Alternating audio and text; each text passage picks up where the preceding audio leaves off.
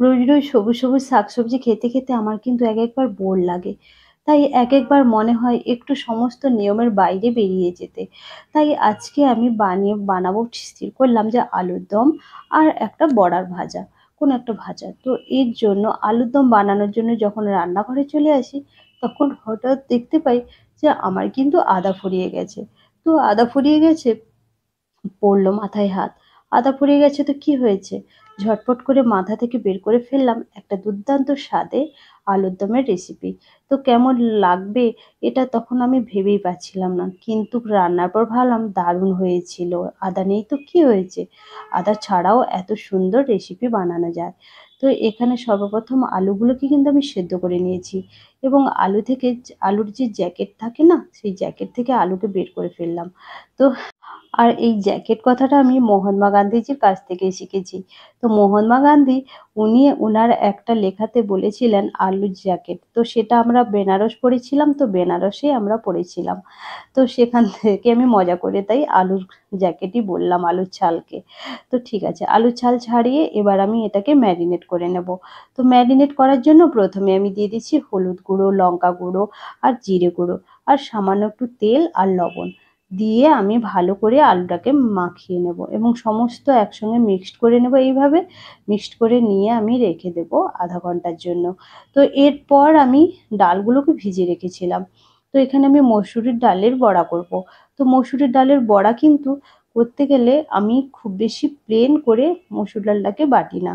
তো এটাকে একটু আধা পেশা করেই আমি মসুর ডালটাকে বাটি, যেটা আমার মায়ের কাছ থেকেই আমি শিখেছিলাম। মা কি করতেন ছোটবেলাতে দেখতাম, তো মসুর ডালকে ওনারা শিলেতেই বাটতেন, তখন তো এত মিক্সির প্রচলন ছিল না। তো ওনারা শিলে এইভাবে আধপেশাই করেই ডালটাকে বাটতেন। তো এতে কিন্তু বেশ মুচমুচে হয় বড়াটা, খেতেও বেশ ভালো লাগে। তো এখানে মসুর ডালটা আমি এখানে বেটে নেব। মসুর ডালটা বেটে নেওয়া হয়ে গেলে এটাকে একটা বাটির মধ্যে নিয়ে নেব। এবার মসুর ডালকে আমিও এইভাবে আধপেশাই করে বেটেছি। তো আপনারা কিভাবে মসুর ডালের বড়া বানান অবশ্যই একবার কিন্তু আমাকে জানিয়ে লিখতে পারেন। আমিও জানতে চাই আপনারা কে কীভাবে মসুর ডালের বড়া বানান। তো এবার আমি এখানে নিয়ে নেব পেঁয়াজ কুচি, কাঁচা লঙ্কা কুচি আর নিয়ে নেব লবণ, তো স্বাদ অনুযায়ী নিতেই হবে, আর কালো জিরে। কালো জিরেটা আপনারা চাইলে কিন্তু স্কিপ করতে পারেন। অনেকেই এটা স্কিপ করে দেন। কারণ এটা আমিও অনেক সময় স্কিপ করি। কারণ মসুর ডালের একটা সুন্দর গন্ধ থাকে। তো সেই গন্ধটা কিন্তু আম কালো জিরে দিলে তো ওখানে কিন্তু একটু কমে যায়। তাই অনেকে এটা স্কিপও করে দেন, আমিও করে দিই। এবার কড়াইটার মধ্যে দিয়ে দেব এবং তেল গরম করে আলুগুলো আমি দিয়ে দিয়েছি। এবার আমার এখানে একটা ছোট্ট ভুল হয়ে গিয়েছিল, কড়াইটা খুব বেশি গরম হয়নি। তো আপনারা কিন্তু আমি অন্যমনস্ক একটু হয়ে গিয়েছিলাম অবশ্য। তো আপনারা একটু কড়াইটাকে ভালো করে একটু গরম করে নেবেন, তাতে কিন্তু আলুটা লেগে যাওয়ার চান্স কম থাকে নিচে। তো আমি একটু কম গরম হয়েছিল বলে দেখুন আমার কিভাবে আলুটা নিচে লেগে গেছিলো। তো এখানে আলুগুলোকে আমি উঠিয়ে নেব। আলুগুলো আমার প্রায় ভাজা হয়ে গেছে। এরপর কড়াইয়ের মধ্যে তেল গরম করে ওর মধ্যে দিয়ে দেব রসুন আর পেঁয়াজ বাটা। তো রসুন আর পেঁয়াজ বাটা আমি এখানে 2 চামচ নিয়ে নিয়েছি।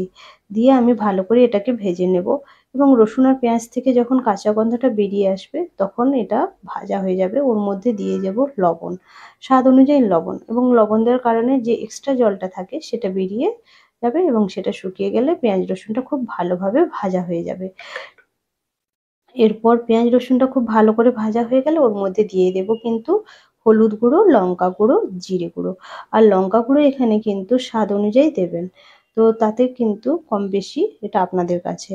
দিয়ে ভালো করে আমি সমস্ত কিছু মিক্সড করে নেব। সমস্ত কিছু মিক্সড হয়ে গেলে এবার যাতে না গুঁড়ো মশলা নিচে লেগে যায় তার জন্য জার ধোয়া জলটা কিন্তু আমি অল্প এখানে অ্যাড করে দিয়েছি। তাতে কিন্তু মশলা লেগে যাওয়ার চান্স নিচে কম থাকে।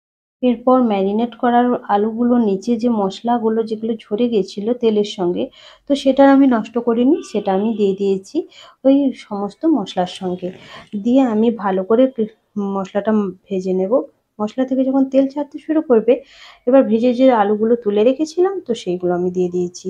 দিয়ে সমস্ত মশলা আলু একসঙ্গে মিক্সড করে নিতে হবে।